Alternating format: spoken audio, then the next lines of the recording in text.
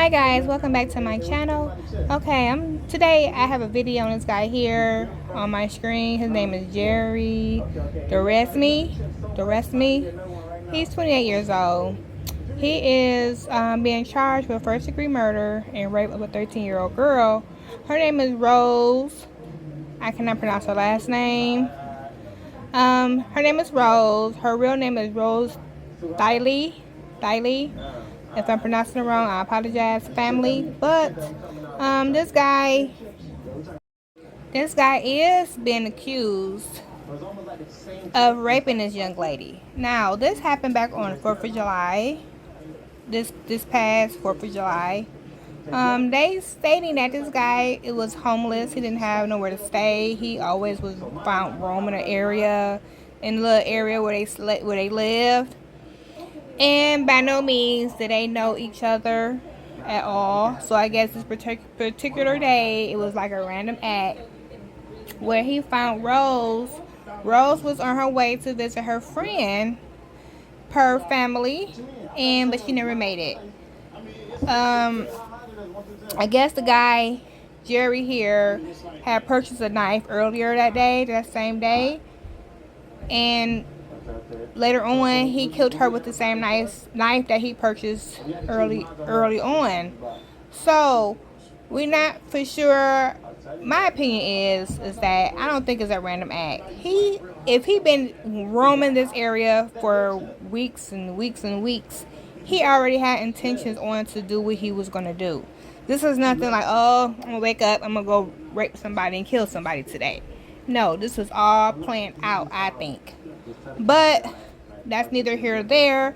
This young lady is no longer with us, and I pray that she get the justice, and I hope they throw the book at this man, put him underneath the prison, because he do not deserve to be walking around freely, because what he did was not right, and I find it very disgusting.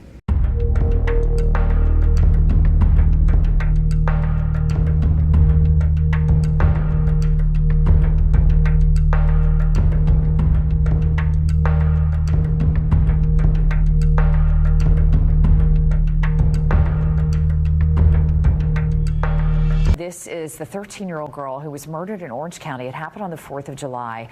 And the man on the right is the man who is accused of killing her. So we have learned that he was a complete stranger. Investigators believe this attack was random. That's just so scary. A 13-year-old. Stephanie Buffatti does speak to family members there, as you can imagine, are still mourning her death. We saw the phone and the shoes on the stairs, and then there was blood on the stairs right before the first step. A day that will forever haunt Dupierre Collin. He thought his 13-year-old cousin Rose Dieujuste was at her friend's apartment, who also lived at the Palmetto Lakeside complex. But that friend let him know she found his cousin's phone and shoes, but Rose never made it to her home. So Collin and Rose's brother started looking and found her in a utility closet, stabbed and partially naked. He started knocking on the doors and stuff, checking to see if anybody knows something or if they see her or anything, until he opened the little room down there under the stairs, then found her inside the little room, laying down butt naked, without responding. Detectives caught 28-year-old Jerry Dorisme on surveillance video. He's accused of killing her. Dorisme's arrest report says video shows him buying the kitchen knife used in the crime just minutes before the murder. People in the complex told investigators he was homeless and hung out in the area. Nothing, because that's not gonna do nothing. Arrest him, he's still alive. Rose gone. She's not coming back no more. Rose was a student at Memorial Middle School. She was close to her family, especially her brother, her cousin translating for him. He said that he was really close to her. He still can't believe that she's gone and stuff. Whenever he closes his eyes and stuff, it's like she's there. Rose and her brother moved from Haiti to Orlando for a better life about a year ago. But now her family is mourning her loss, heartbroken, devastated, and still trying to comprehend this tragedy. She was a sweet little girl, friendly. She smiled a lot. Oh yeah, she was everything to us. In Orlando, Stephanie Buffmonti, Fox 35 News.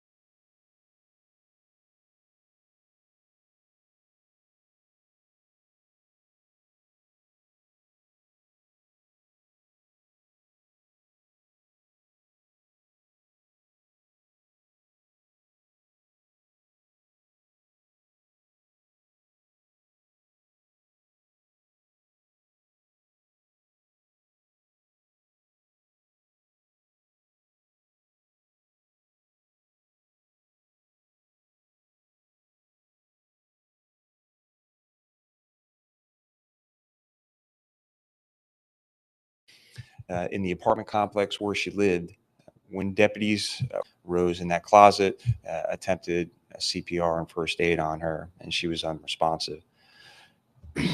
From the beginning of this, very cooperative and offered a lot of information. Witness at the complex reported seeing a heavyset male leaving the building where Rose was found. Video from the complex showed a person we now know to be Dorisme following at a distance behind Rose as she walked through the complex to her friend's building. At the murder scene, detectives found the packaging of a 12-inch knife believed to be the murder weapon. So an extensive canvass of the area uncovered video from a store nearby that showed Dorisme buying that same kitchen knife from the store, the one which was used in the murder. So I want to thank our hardworking detectives who worked tirelessly on this case around the clock. And I want to thank our crime scene investigators and forensics unit for their hard work in the case. We also want to thank our partners at the Florida Department of Law Enforcement who are testing a significant amount of evidence as we still investigate this case. And we want to thank the community. We received many, many tips from the community that helped us lead us to him. And so you've heard me say before that law enforcement, we cannot do it alone. We need the community's help, and this case proves just that. The community really came through, media really came through for us, putting his picture out there, which ultimately led to his arrest. So Rose, as you can see, is a beautiful young woman. She should not have died this way. And my heart aches for her family and her friends and her loved ones. But what we can do now is, provide justice for this family moving forward. So with that, I will take any questions. Yes. Yes, he does. So he had been arrested for lewd and lascivious behavior on a child. That case was ultimately dropped to child abuse. I'm not sure what time or how much time he served, but he does have a history. Our deputies have come in contact with him recently. We were called about a man walking down the street with a knife. Our deputies were able to de-escalate that situation, have him drop the knife, but he ended up punching 3 of our deputies. He was ultimately Baker acted as a result of that incident. Did he have, or any indication that he knew Rose prior to this? Was this completely random? Had he been watching her? So he did not know her, but he used to live in that area. He's very familiar with that area. He has frequented that area, and according to people in that area, he has been seen watching girls in that area. So they were definitely concerned about him. But that's, other than the lewd and lascivious conduct, and then the Baker Act a few weeks ago, that's been our only contact and knowledge about him. The fact that he knew where a utility closet was, I'm just curious, was he a former tenant of this place, or did he ever, if he stayed in this place? Because to know things like that, you've obviously, like you said, you were watching her, but you scouted it out a little bit. I just know that many people knew that he was familiar with the area. He frequented the area. He got his hair cut from a barber locally there, and he lived in that area. So most likely he was familiar with the complex as well. Has he been able to say anything? Have you guys got any statement from him about what happened? So, he was arrested yesterday. He was here at the Orange County Sheriff's Office for 8 hours and did not open his mouth one time except to eat. Do we know if he spent any time in a civil commitment center under the Judy Race Act? One more time? Do we know if he spent any time in a civil commitment center under the Judy Race Act? I'm not sure.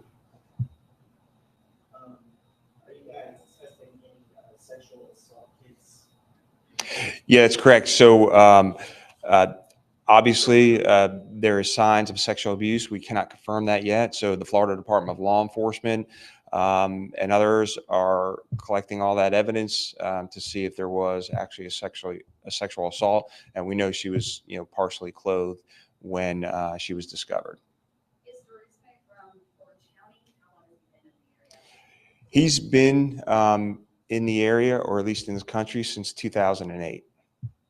Where's he from originally? Haiti. He does have a history in this area of doing more patrolling. Are you able to provide more patrolling so that other predators like this aren't able to? So I would say that we patrol the entire community. We have marked vehicles, unmarked vehicles, motors units, all kinds of law enforcement are in all parts of the county. Certainly we target areas where we see recent spikes in crime. But I will say, in my 33 years of law enforcement experience, this is a crime that is hard to predict and hard to prevent. That's what's concerning about this. So when our community sees people who are acting strangely and suspicious, they don't need to be afraid. They need to call us and let us know that, hey, we're concerned about this person, and maybe we can do something to prevent something like this from happening. Sure. I don't know if that's a birthmark or not, but did he resist an arrest or get in any kind of altercation with deputies trying to fight an arrest? There was no resisting in the arrest. Sure. I know this happened on July 4th, and you guys started to put out information for the community to send in tips. It seemed like maybe it took a few days. Were you guys trying to investigate first and then go to the public, or what was the debate?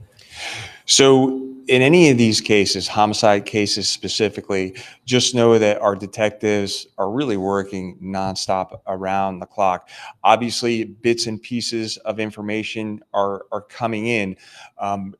Specifically in these cases, one of the reasons that we don't always put out all the information is because, remember, we still have to prosecute this case. So when we put out pictures of our suspect, remember the suspect is seeing that too. That gives him time to hide the murder weapon, to hide clothes, and do all that. So we do try and keep that close hold so that our investigation will lead to the best prosecution possible.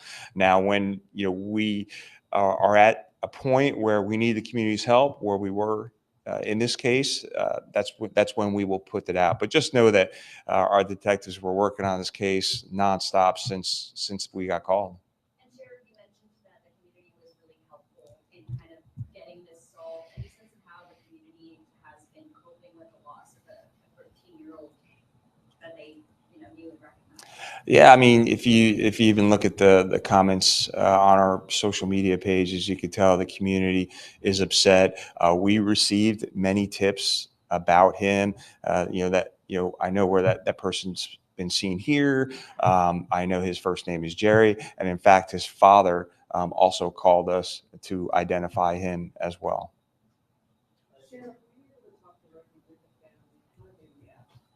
You know, I know our detectives and our victim advocates have been in close contact with the family, and obviously, just like any family, you know, they're devastated. That's, I mean, you know, look at that beautiful young girl. We would all be devastated. I think, you know, there's always going to be a sense of, well, at least, you know, someone is being held responsible for this case.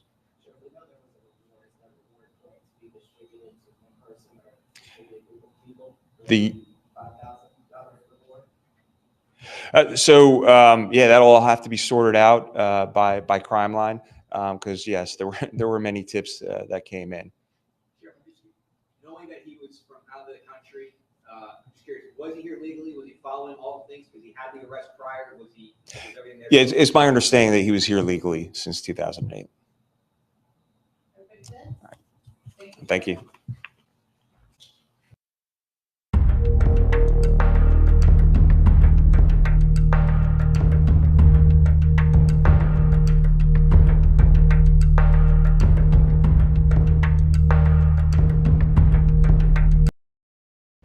Thank you for making it to the end of my video.